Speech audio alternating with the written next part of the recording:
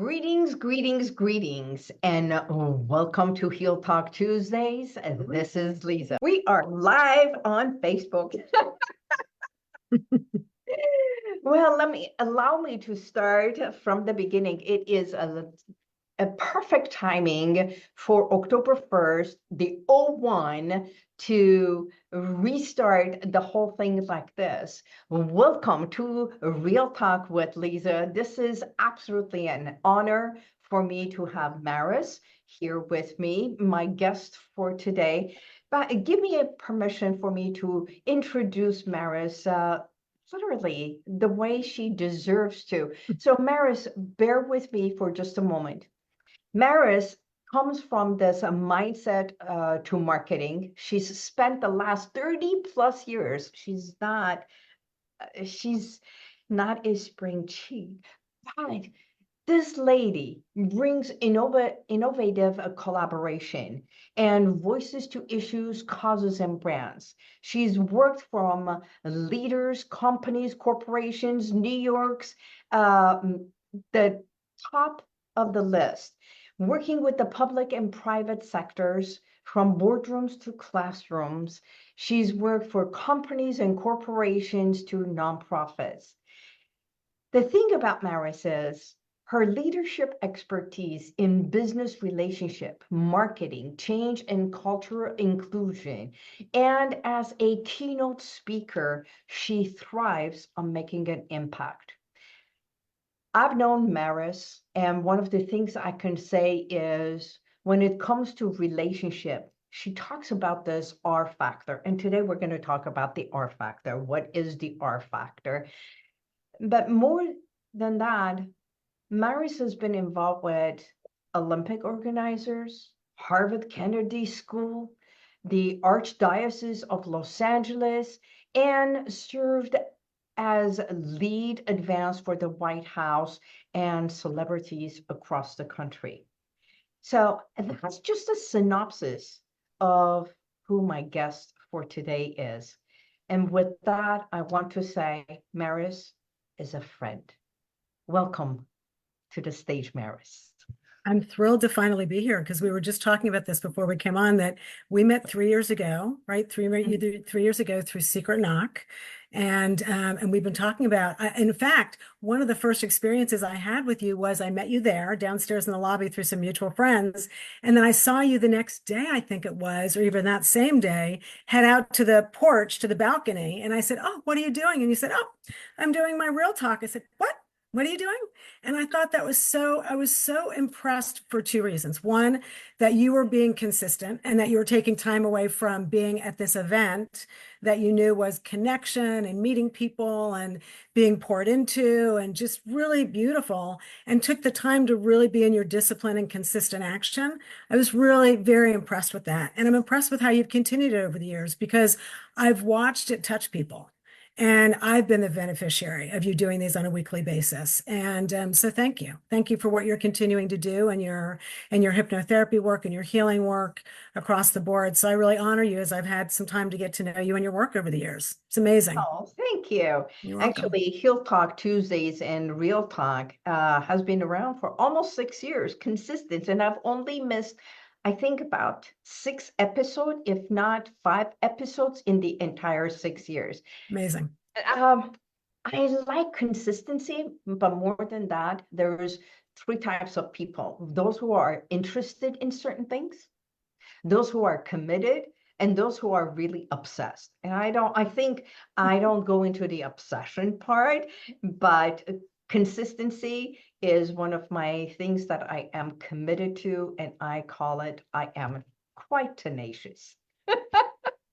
We share that, and I love that about you, because you're very clear at all times the mission you're on, and I love that. And then you also allow this space of organic, just to allow things to flow and kind of just be. And there was one point, I don't think I've ever shared this with you, but there was one point where I saw you move through the room. It was at you know what? I don't remember, Lisa, if it was Prosperity Camp? no, I don't, not that moment. No, not that moment. No, it was another, it might have been at Secret Knock. I think it was somewhere we were together. It might have been Secret Knock. But I watched you, we're a little bit the same in that we really kind of watch what's happening in a space. We kind of take it in. And then we kind of just move through. And I watched you do that with such grace. And I thought, you know what, I get to know that person. So it actually must have been that first year. It must have been when I saw that first year. I'm remembering visually that experience. So anyway, I don't think I've ever shared that with you, but it was beautiful. Well, thank you. Um, this is real talk. And part of real talk is we've known each other for 3 years. And with the high regard that I have for you and also for your husband, Ken, I wanted to talk about relationships because your R factor, which is 4 quadrants, is about relationships. But first and foremost, how did the two of you meet? Because you are a very strong woman. It's like you are not only strong, but have a heart-centered, compassionate. You come across compassionate, and other times, like you're like whew, straight in, and which reminds me sometimes of me. And so, how does Maris, from who you are, comes to meet this musician and merge together? You know, merge is good. So Ken and I talk about living an integrated life versus a balanced life because, you know, balance is all about teetering and we're constantly in the middle trying to teeter. And so in our leadership work, we just talk about, you know what, it's not about that. And so when you talk about merging, it's interesting because Ken always says, this is his line, I'm going to steal it from him. Ken always says, we did the little M before the big M. So we merged our businesses before we actually got married. And I'm sure he's watching right now. So my love, that's a nod to you. So it's interesting. Ken and I were both part of a global youth leadership organization that used music and performing arts as a vehicle for social impact. Okay. And it's called Up With People. And Up With People worked in, I don't even know, I have worked in 40 countries over the years. So my early travel with Up With People as a student was really remarkable because we were traveling and living with families in every city. And it was all about the service impact and building bridges of connection and communication among people from all walks of life. So I've been in this relational space many years. And so Ken and I met. He was one of the original singer-songwriters of the organization, Okay. and we were not at all connected then, but I knew who he was because he was the person, part of the group whose work we were actually performing on stage globally. And so, you know, popes and presidents and communities and all kinds of things. And so when we go into these communities and perform this show and really do this phenomenal community service work, a lot of Ken's music was on the stage that we were bringing to life with other people in the production. So, you know, that was how I originally was aware of him. And his sister and I happened to travel as part of the same organization. She was our cast nurse, and there were 5 groups that traveled globally. Fast forward many years later, I was actually working to launch their alumni association with about 20,000 alumni globally. And as a volunteer, I stepped into that space and I started to sit on Up With People's board of directors, and Ken and I reconnected just as friends. And then we were both going through our divorces. He a little bit after mine had already, you know, kind of happened. And we just connected as friends. And it was kind of one of those moments of, well, hang on, I'm aware of you. Oh, I'm aware of you in a whole different way. And the truth is, I resisted. I really resisted initially because we both had the same circle of friends in that global environment, and it was beautiful. And I also wasn't sure about what was possible. So the big question was, do I fear it or do I go for it and say there's something here and let's explore? And the truth is I resisted in the beginning and then realized, you know what, there were too many amazing connections between us and this heart-centered feel that we were just on the same page. And I thought, okay, all right, Lord, if this is where you really want me to be, I'm strapping in. Let's go. And it's been amazing. And that being said, trust is an incredible thing when we've come from a place of hurt, pain, traumas, and dramas, right? Which is a beautiful segue because October is one of the things, not only cancer, but it's domestic abuse.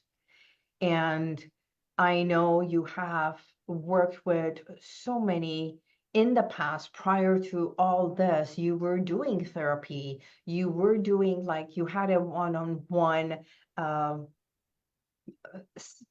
what is it, small business of your own, doing a lot of work. And because I'm all about empowering women, I think when we come to helping someone heal so they can embrace themselves and then reclaim who they are, because it's like uh, my clients who come, they say, I'm like walking like a zombie, functioning. I'm functioning, and yet I feel like it's not me.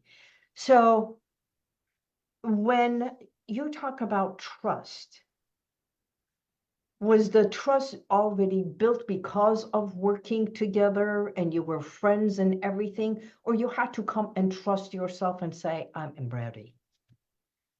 Yeah, it's a great question. I trusted the person Ken was because I'd been seeing him in so many circles and sitting on their board as I was and connected over the years. And he was this phenomenal creative heart. I always trusted the grounding of who he was Mhm. as a person. I mean, that was easy.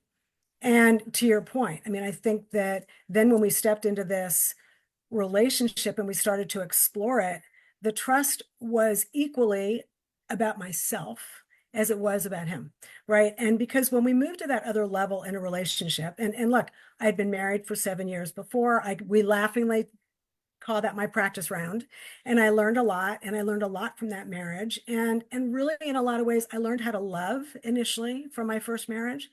What I didn't learn was how to be vulnerable and let go.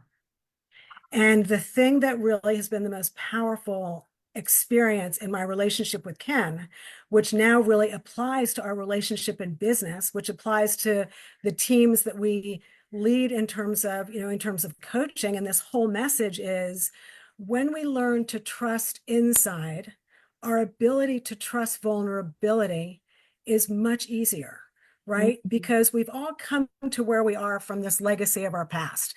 You've got, your cultural past. I have my cultural past. That layers on top of it. And then our grandparents and our grandparents before them. So we all come from this legacy of our relationship with money, our relationship with work, our relationship with faith, our relationship with love. All of that comes before we almost ever step into the world because it's ingrained in a lot of ways. And so mine was, wow, okay, I have to be able to do it myself all the time. I get to be because I was raised as a strong, independent Leo girl from my dad. And I have two sisters, and we're all very strong, independent women because my dad never had any little boys. My mom was independent. So stepping into a relationship where I could trust needing someone Believe. in a different way and release that. And Ken used to say to me in the beginning, I'm going to be here for you and you're going to learn to trust that. And I thought, well, that scares me because I don't want to be dependent on you. And what I really learned is it's very mutual. And when we can allow its mutuality, then I could actually receive and Ken could receive, and we could then both give compassionately and in kindness and in gratitude and still be our own independent selves. And that's been probably one of the biggest gifts of the relationship that we have that we also carry into our business because we work together 24/7 as well. Okay. And how do you take me time away? How do you carve me time for you? Because it's one of the biggest things that I work with my clients and I say, take some me time because it's always about others. It's about family. It's about parents, children, work, this, that. It's the outside. But in order for us to heal within, and truly we need some me time to come to know ourselves, which it's like, I met this couple at the tour that we were in, husband and wife. They were saying that they have this beautiful daughter of theirs, and she wants to go and live on her own, and she wants to explore life before she gets married. And I'm like, wow, You know, that's amazing. And I said, how old is she? And they said she's 31 years old. And I'm like, and you're not letting her? It's like, but that's not in our culture. So when we talk about culture, because I know you come from culture and I come from culture, when do we allow women to become independent and yet be part of the culture? You know, I think the independence thing is a given because it's where we get to be. We get to be independent and we get to own that independence. In that independence, though, the most important pieces that we think, right, over the years, I thought over the years, handle it myself, be a lone wolfer, be in service to everybody else, which was really where my value came from. Right. So until your value comes from the inside out and you can recognize it versus the outside in, it's really tough to actually allow that time, to allow that self-care time, because you just think, I was in this constant mode of go, go, go, go, go, go, go to next. What I've really learned is that one of my key principles, as from the R factor, is respect. Respect. Yeah. And as we were doing this work, when Ken and I realized that these kind of relationship rhythms were who we were together, I kind of stepped back and said, wow, respect actually means respecting what I need for downtime, right? I used to think self-care was a manicure and that was just bogus. And now what I recognize is that me time is my meditation in the morning and my gratitude practice. The 15 minutes that I take to go outside to put my feet on the ground and not talk to anybody with a cell phone. It's not this big, oh my gosh, I have to turn my life upside down. And Yeah. I think sometimes women think, well, I just need to, I just have to take a vacation. Well, actually, that's not the case. If we learn throughout the day to give ourselves that time, that grounding, that 15 minutes, that 30 minutes, whatever it is, and listen to my words, allow ourselves to be in respect with ourselves, because that's how we also build respect for others, when we can pour back into ourselves. So yeah, so for me, that was a big one. And my mom, who is this amazing, amazing, rest her soul human being, was this constant work. And she'd come home, she'd be on the phone at night. In the morning, she'd be on the phone before she went to the office, and she was a clinical social worker. And at one point during high school, I was having a really tough time because we had moved from New Jersey. I was in a private Hebrew school till I was 13. And we moved to Florida, to this Bible Belt area. And I was like the only Jewish kid in this school. And I had a really tough time because the transition from private school to public school, where you walk Mhm. around the corner and kids are smoking and kids are making out, and I didn't know from any of that. And I was really struggling. And at one point I said to my mom, could you just give me an hour when you get home at night? And I remember that almost being the first time I heard my voice ask for support in that way. And her immediate response was startled. She was really shocked that I even asked. And she just looked at me and she said, I never knew you needed it. Because why? Because I'd spent my years being a lone wolf kid. I was fine. I had two older sisters. I was on, it was an interesting recognition. And what I've learned over the years is that space to create connection here, to create and to ask for support, to seek it and be open to receiving it, is almost the greatest caregiving gift self that we can do for ourselves, right? And even if that's saying to somebody, hey, you know what? Okay, if I come in 30 minutes late today, or hey, you guys get to be on your own, whatever that looks like. And yes, if it's a manicure, massage, whatever it is, but I think it comes in other ways. And it comes with having coffee with someone. To me, this is time I'm taking out of my schedule. This is fulfilling for me. This is Yes. absolutely pouring in because I get to. It's cool, right? And it's beautiful. And we're having this time. So it's like being on the phone with you and having a visit. I know. Actually, one of the things that you just mentioned, the ask, is for our audience. Maris and I are also in a private group, which I call it like a mastermind. Every 2 weeks, we come together, and it's a group of women that we come together to support one another, hold space for one another. And the beautiful part of it is we say, what do you need? how can we support you? Because it's like supporting one another, it doesn't mean that I have to do anything huge, but supporting can be 5 minutes, or it can be once we get off, I need to get on a phone with you for something different. Or it is something that within 5 minutes, everybody pours in their love or their knowledge, and that person feels fulfilled, heard, and supported. And I think that is one of the things that women, it's not coffee time, it's not going anywhere. It can be once a week, it can be once a month. So that's beautiful. Your second R is responsibility, which I highly regard, because I think when we take ownership and responsibility for not only our past, but our present, we do something wrong, take ownership of it, take responsibility, because, it's so easy to be a victim to so many things, because the world does not stop. It's how we are impacted by what we take responsibility towards what's happening. For sure, for So, sure. Yeah. but how does responsibility go into, which is the next one, reframing it? How do we reframe our mindset? Well, I think first, responsibility is, my mom used to say, it's not always what you say, it's how you say it. And one of the things in responsibility is about communication, is about Mm, clear communication, right? So when we're standing in responsibility and we are being responsible, right? Not doing responsible, we are being responsible. So this is about embodying what this is. And it doesn't mean, I have this separation between empathy and compassion. It doesn't mean that we're wearing everybody's what they're going through with empathy. It means we're creating an empowered space for people to be succeeding, for people to be able to problem solve and those types of things. So we're in a compassionate space. So when we look at responsibility, we say, you know what?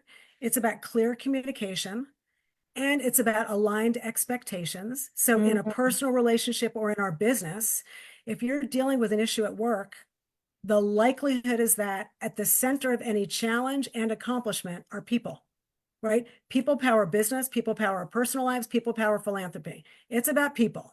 So the fact is, when people feel connected and we've created an experience where they'll feel good about us, and that's our responsibility, then they want to work with us, they want to be connected with us, they want to be in a relationship with us, as well. So the responsibility comes down to, first, how am I being responsible to myself, mm. right? How am I communicating? What am I saying to myself? What messages am I sending myself, right? Because we can't take our words back. And part of That's being true. in response, right? Don Ruiz Miguel, thank you for agreements, right? Be impeccable with your word. And so expectations without agreement create premeditated resentment every time. And in communication, when Let's we're say that clear, again for our audience. expectations Expectation without agreement without an agreement creates create premeditated resentment. premeditated resentment. Here's why. Meditated, that means I've already thought about this, Yes. but I didn't realize it. Yes. And Okay. because we're making assumptions stepping into a communication. We're making an assumption. I'm making an assumption that you're listening. So that's a safe assumption.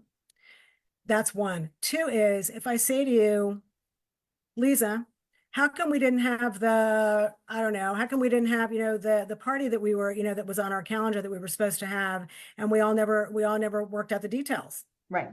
Well, that was a big expectation on my part without actually having a solid communication with someone about who's planning it, how are we organizing it, and how are we, just see what I'm saying? So the whole idea of clear communication and expectation is that when we set up a planning conversation, when we are clear in our communication, husband and wives, the assumption of you're doing the dishes, you're taking out the trash, you're picking up the kids. We are running teams all the time at home and at work. Right? We're Right? all leading, we're It's all like leading our expecting, lives. don't you see the trash is full? Why don't you just go Exactly. and pick it up and do it? It's And like, yeah. And now apply that to business. You're sitting in a meeting and someone says, okay, well, I knew we had a weekly meeting and so always does the agenda and there's no agenda for the meeting. Well, that was an interesting assumption. So and so's not actually in the office. So nobody actually paid attention to the fact that we get to have an agenda. So there was just a big assumption that somebody else would handle it.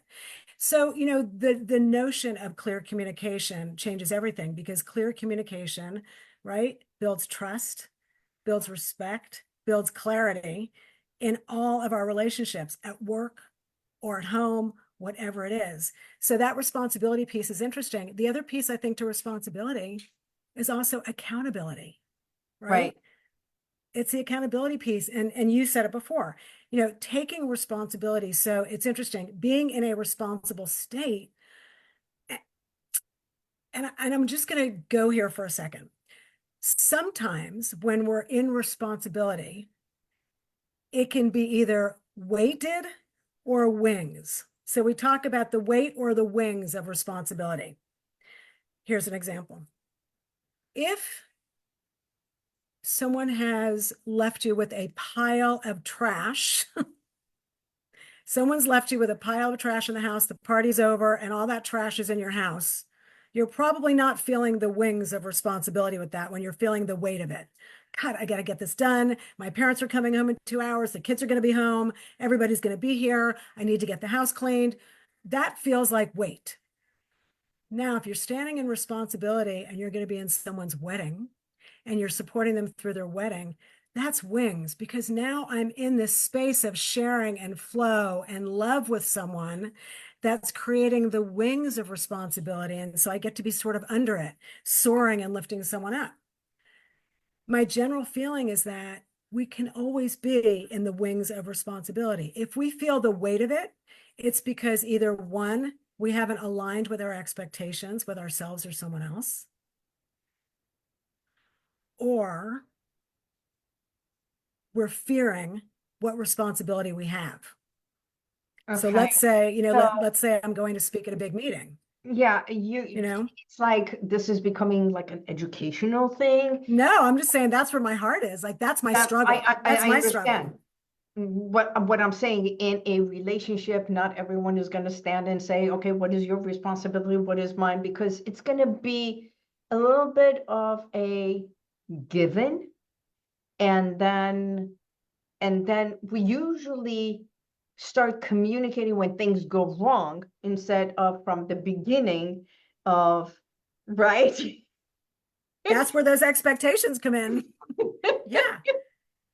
And So, you actually just said it correctly. So it's interesting. Part of that, right? Part of that. And the reason this has come up for me so much over the years is because, when you're leading in a family, it's joyful. And sometimes it's weighted with responsibility. You have a sick family member, you have something else going on.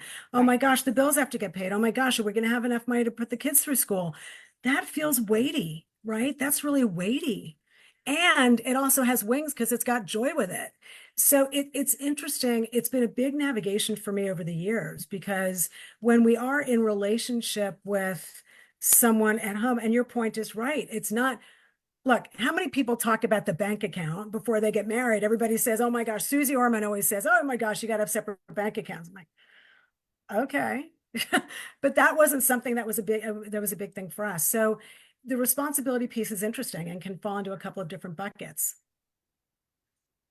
So when we, if we, because nowadays it's all about empowering. That's the biggest thing that is happening. Self-care, empowerment, and women who have stepped up in their lives, and men who are saying the workforce is a lot of women.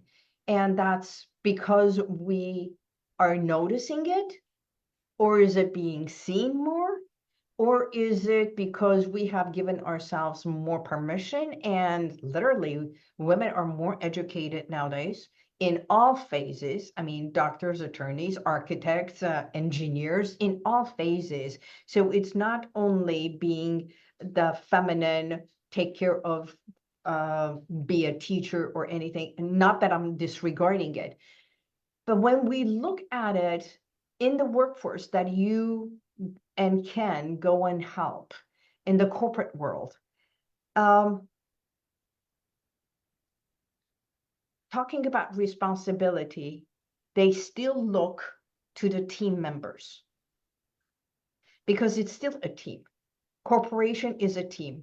There is different levels of hierarchy, and I think the same levels of hierarchy are in the house, which is the father, the mother, and then the children, and then the great grandparents or the aunts and everything. So there is hierarchy in all kinds of relationships.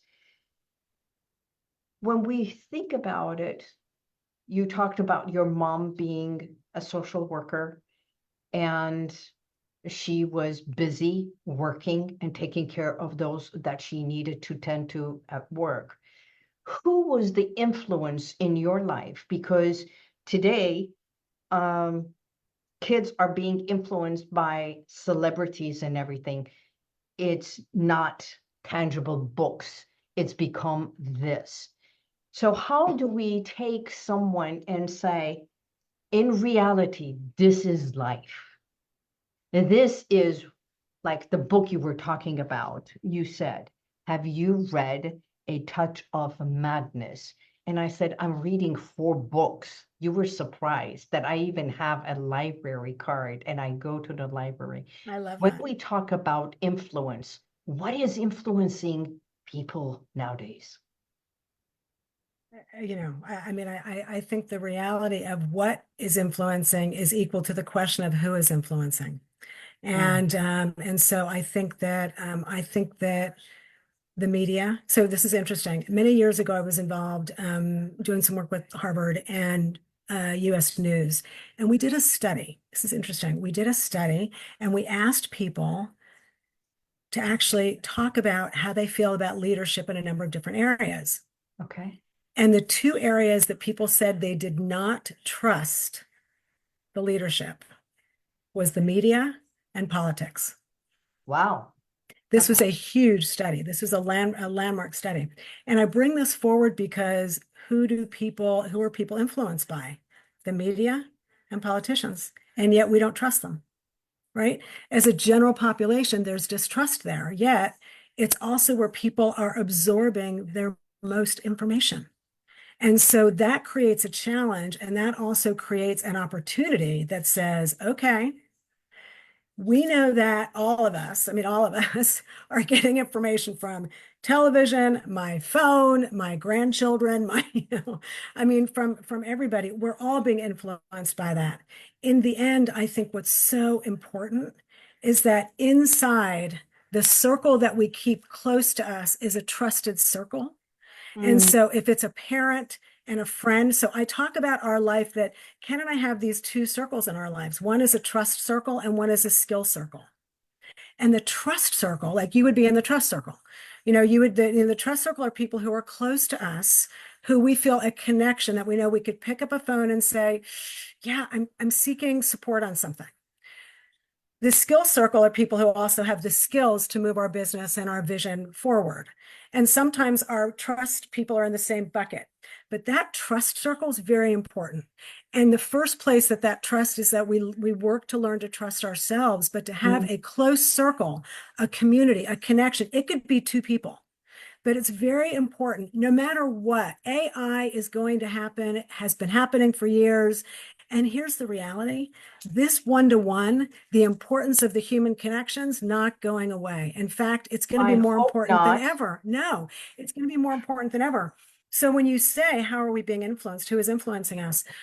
What I really say to this is, don't ever stop making phone calls. Be sure Mm, you're meeting with people one-on-one.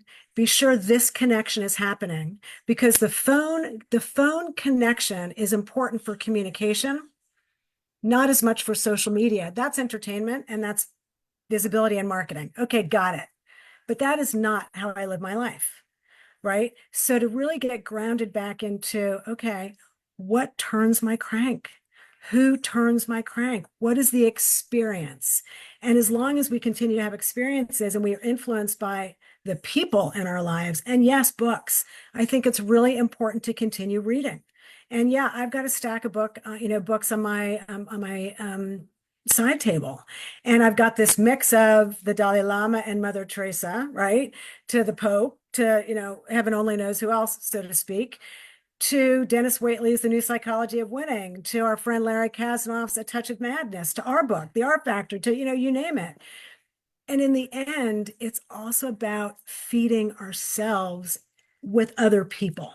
It's the energy of humanity, the people energy and the people power that will continue to be our grounding. Amen to that, because no matter what, I was watching a movie called Long Story Short. On the You plane recommend it? coming You back. recommend it? I highly recommend it. It's a fluff movie, but when you watch it, I was crying on the plane because it touched my heart. Oh, I love it. There's parts of it that you look at it and you go, okay. And then it's like deja vu because of a connection of human. It's how we relate to someone, and it was taking to the future and showing what's happening in the future. But this person waking up, it's like, I don't want to get there. This is what I want. This is what I want is right here, right now. How can I share my love and be present? And that's one of the things, because we are so busy being busy, we forget about here. It's one of my talks that when I went to Dubai was, although there is AI, how do we incorporate EI, which is emotional intelligence, with what is happening in reality? And that's exactly what you said. Yeah, Picking and up. I love that you brought that up. And because building on that, our focus is actually RI, relational intelligence. So here, right? So here's the bottom line. How we relate, and this is never going to change. Let's think about this. How we relate ultimately impacts what we create in our personal lives and our professional lives. Okay, let's say that again.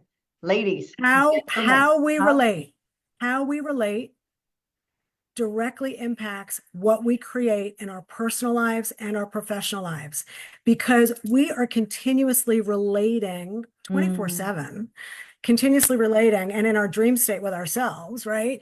So 24/7, we're continuously relating. And as we relate, we're creating this connection that is building trust or tearing down trust. Yeah. Pretty simple, right? It's a very simple formula, actually. Respect first is what establishes the grounding of a connection, right?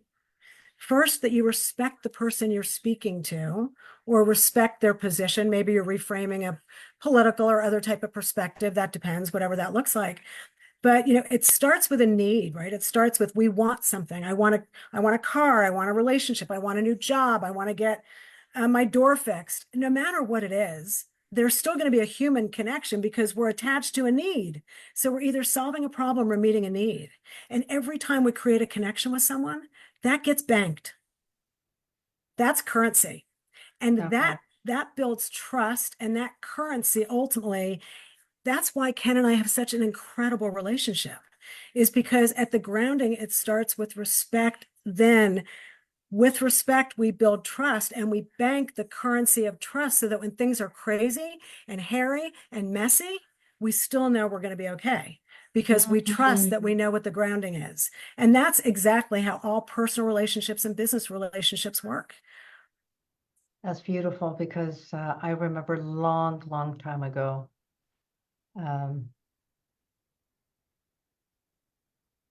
I was taught the difference between loving and liking, especially when it comes to family and relationship.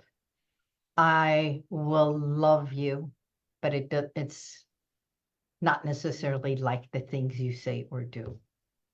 And that's okay, because my love for you does not change. Yeah. Yeah. And that's a core base.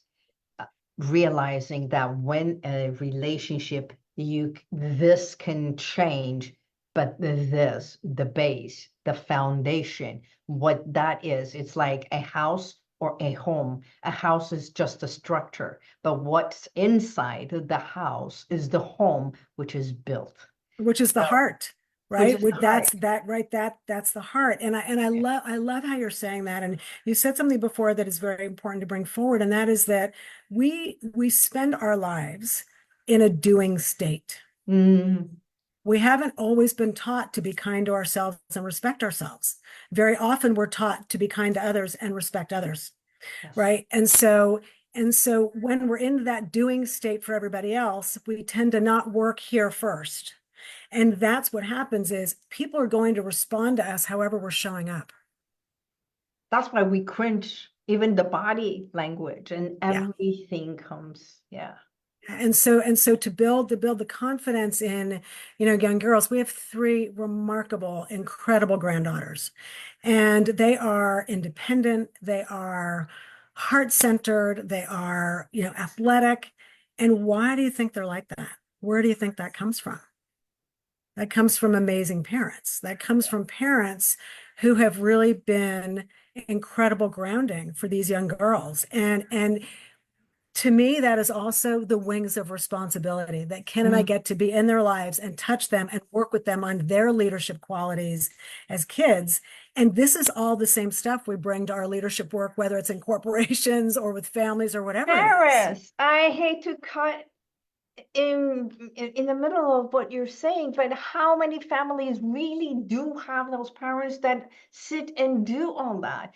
Yeah, It's just like if I think about my parents or her parents, it's just now, maybe now we have more people attuned to self-awareness and care and do that. I don't think that's how generations before were. They were so busy functioning and making a living that a therapy was not, I mean, it was not even a good thing. Therapy was a bad thing. It was like for cuckoos or something. Are you crazy? You don't need therapy. The family will take care of this. So when you talk about leadership, this is a whole new generation we're talking about. And it that's is. beautiful to see, but let's not blame our in the past, but how we move forward is to educate how to have better families and right? Okay, so can we spend a minute there? Because it's interesting. There's what's coming up for me here as you're talking about that is that when we look at families, and families show up in many different ways, and I'm not just saying a traditional mother and father, I'm not Yeah. saying a traditional environment. Look, I have friends who lived in a house with six generations for years. I mean, six generations, right? So they had their great grandfather, great, like he was 104. I mean, so I'm like, what the heck? And they had great grandchildren in the house, and so, you look at that environment, and somebody might say, oh my gosh, was that even functional? And the fact is, it was pretty remarkable, right? And so actually, it was five generations, so pretty remarkable. The point being to that we all come from wherever we come from. And Mm. it's not bringing judgment forward. It's bringing the gifts of the legacy of that forward and recognizing it, right? So here's the thing. I I have a lot of legacy in my past. My great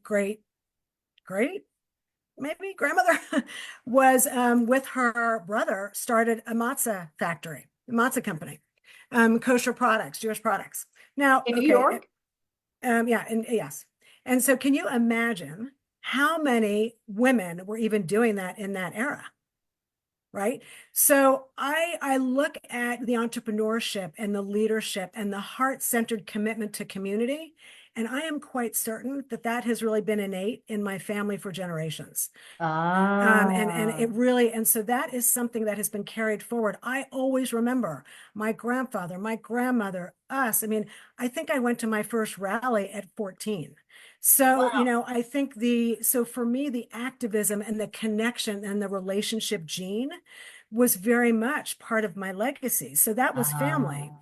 That being said, yes, mothers and fathers were busy and away from home. My dad was gone a lot, but he was also home and gave up golf so that his family could have, a boat and be water skiing on the weekends because he wanted to be with family on the weekends. So I think my perspective on that is not judgment. It's really the curiosity of how we've come to where we are and how we shift in shifting times. Relationships get to evolve, right? Relationships with family, relationships at work, our relationship has evolved, you know? And so I think the evolution is really critical, because if we're not shifting, and let's be clear, part of why families, governments, businesses are in the shape they're in is because they've resisted change. And change is happening no matter what.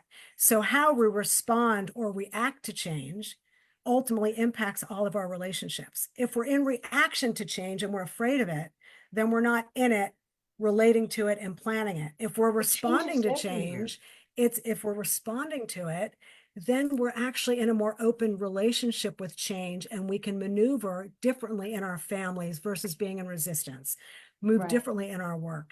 So I think I hear what you're saying about, past. I think families have, it's remarkable how families have operated. And I look now, I look now at my daughter-in-law and my son-in-law, and they're busy as hell. I mean, it's just, we barely talk to them because they're so busy, but we are able to keep up with them. It's a whole new world. I may not be talking to them all the time, but I know what they're up to because I'm watching social, and because at least I know I can keep up there, so that when we do have the one-on-one time together, it's beautiful and it's grounded, and we're hungry for it.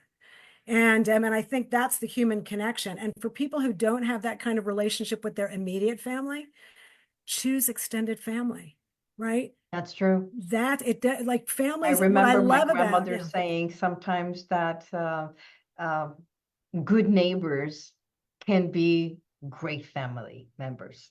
Absolutely, absolutely. So I think that the structure is almost gone of what the tradition might have been before.